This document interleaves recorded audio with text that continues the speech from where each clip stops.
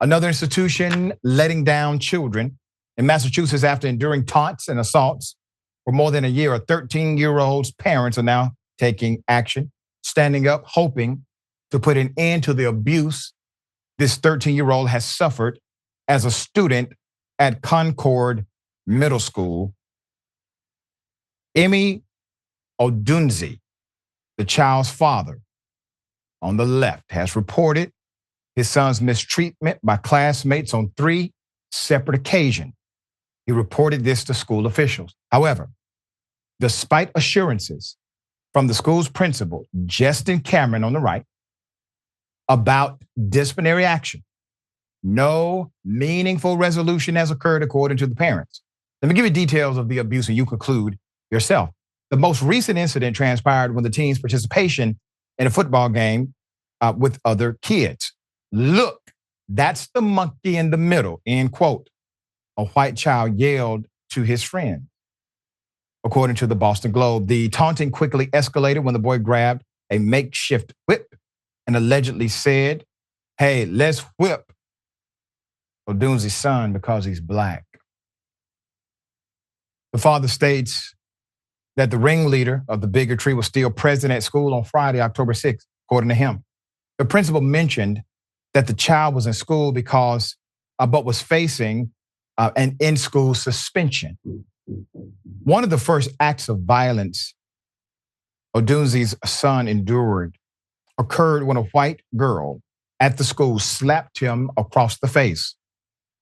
Just a day after actor Will Smith assaulted Chris Rock at the 2022 Academy Awards, the family told the Globe.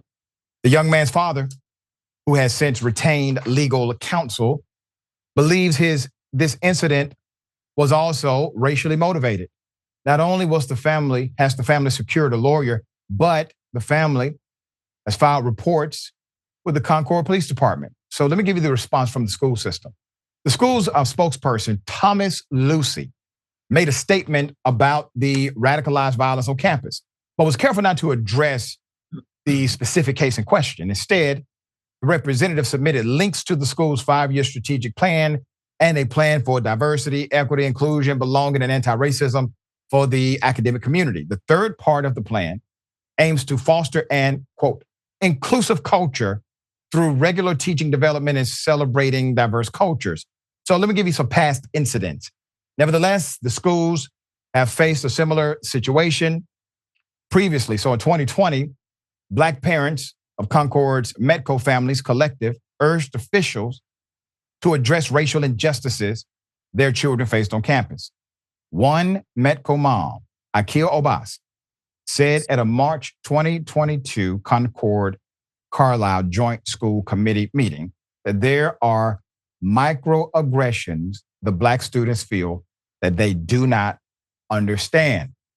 So here's the reality. When that parent went to the school, assuming that discipline did occur because of the severe nature of this bullying, he sees the student at the school. Principal says, well, listen, what else do you want us to do? He is facing in-school suspension. They would not deal with another type of bullying incident in that way. Typically, they would, in fact, suspend the student, physically expel the student, place the student in alternative learning away from that campus. But in this case, they don't do that. Well, that's called culture. It's culture. And the reason why the school system has everything right on paper, but everything wrong in execution is because of culture. You can say the right thing on your policy, and they actually do. Their policy seems to be robust, inclusive. They have a plan, a protocol, a strategy. They have a strategy for students, a strategy for teachers, a strategy for principals, but they have no strategy to change the culture, which means you got to change the people. There are individuals there who will pass your test. There are people there who have learned how to check the right boxes on something you place on paper. But when it comes to the execution and the follow through, they are operating by the lens of culture. So you cannot talk transform without talking transfer. All right, David, thoughts here.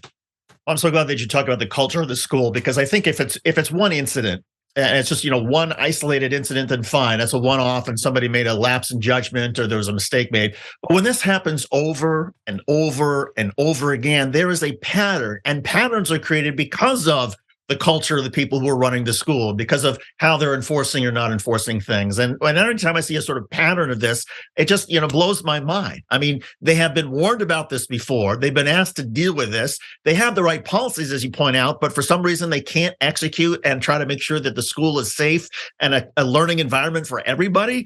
That's a big problem. That's right. It takes courage sometimes to change a culture of a thing.